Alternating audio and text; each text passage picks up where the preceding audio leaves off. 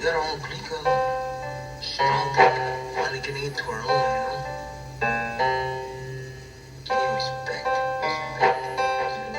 We make it, carnal. Not fake it, we just take it. What's good with it, y'all? It's your boy Santo G. Back at it. You already know, spreading unity, prosperity, and respect. Above all, if you're new here, do me a favor.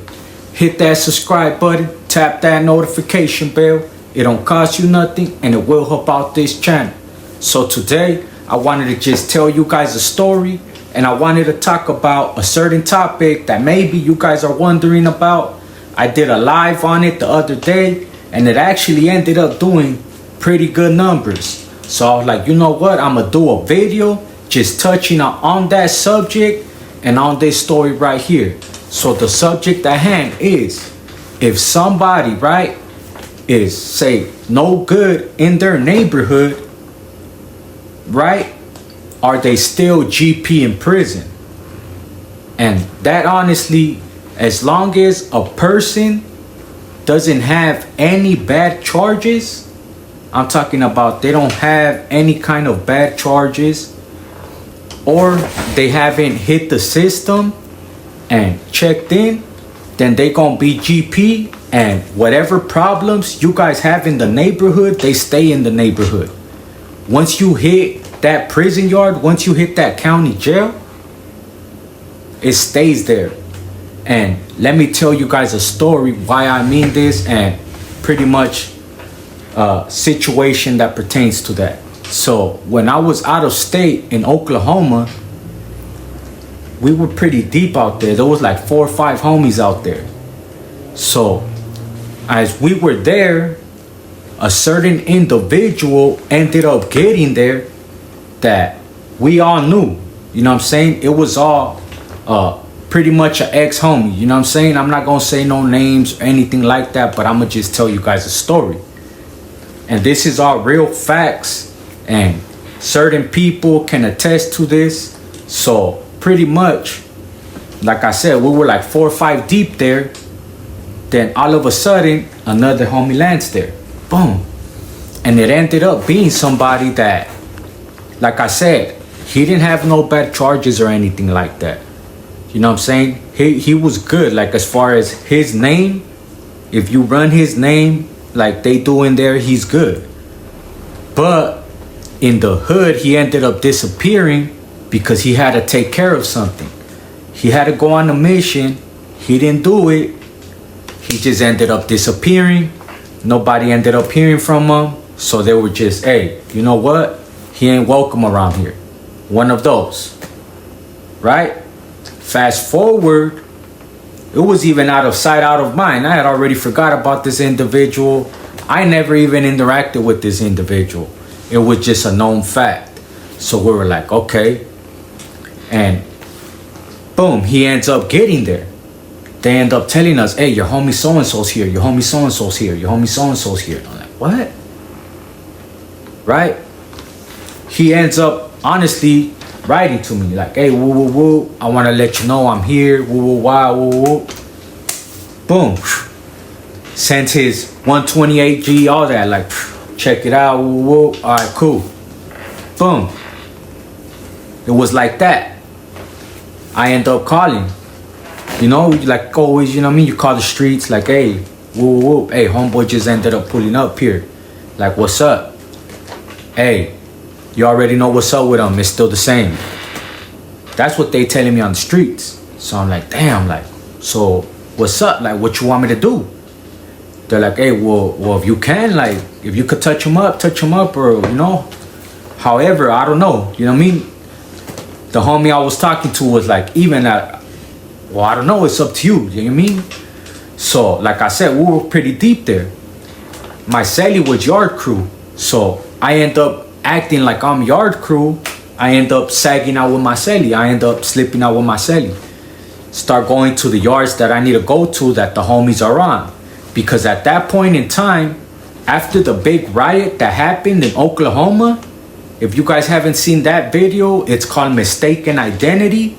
Well, after that riot, you would only go to yard with your own building. So it was hard to see other people. We wouldn't walk to chow no more. Like for them to minimalize like the interaction between people and a large scale riot like that happening again, they just started minimizing the movements of where you could go and all that. You know what I'm saying? So the only ways for me to talk to people was to act like I was yard crew. You would go to every yard and you would put an igloo of water, like ice, and then fill it up with water. One of those big yellow igloos, water, like the ones you see them dump on the coach. Right now, the Super Bowl that just passed, you know, the igloo of Gatorade that they dumped on the coach, those right there, we would fill them up with ice and water and take one out to every yard. So I had to do that, go chop it up with the homies, like, hey, woo, woo. What we gonna do? What we gonna do? Had to get them on board first. Like, hey, if we're all able to sag out and get them, are you fools with it? Yeah. So now I gotta go to the homie that got the yard pretty much and tell him like, hey, look, G, like, check this out. I got a situation. You know what I mean? Like, there's an individual here. Like, he's good. His paperwork is good. He checks out and all that, but us, as far as like in the hood, you know what I mean, like wanted to know what's up, like we could take care of them, like type shit. It was like, nah, like look, check this out, like that's gonna mess up with the program we got here, you know what I'm saying? Like y'all could do what y'all gotta do, but just know that if it turns into something bigger, like if y'all do this, and right there in Oklahoma, any little thing like that they would do, they would put everyone on lockdown. So he's like, bro, you guys are gonna, if you guys mess up something that we got going on by us going on lockdown, like you guys are gonna get in trouble. Because that has nothing to do with whatever's going on. That's why I say no good in the hood, but still GP in prison. And it happens. It happens more than you think. Because at the end of the day, if they still good, they still solid, they holding it down, then that's all hood business, and it has nothing to do with the whole structure as a whole. At least that's my take on it. That's what I got from it. If you guys know more than me, you guys let me know. But at that situation, they told us that was a personal problem. He was good. He wasn't there for no bad charges. He didn't have nothing like that, no confidential file, no nothing like that. Everything checked in, he was good. It's a personal thing. You know what I mean? It's your boy Santo G, man. I appreciate you guys for tapping in. But that's a little quick story right there. You know what I mean? And I ended up leaving, to be honest. Right in the middle of all that happening, I ended up coming back to Cali.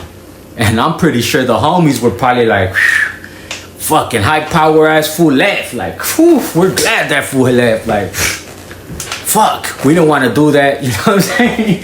Facts, because that's something that I don't know. Like, I ended up calling, they ended up, you know what I mean? I don't know. That's the mind space that I was at the time, but I'm pretty sure the homies were like, we dodged that one. You know what I mean? We don't want to do that.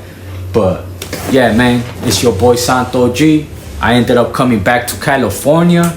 That's when they changed the point system. Like in the middle of all that, within like a week, 2 weeks, I was on a bus coming back to Cali.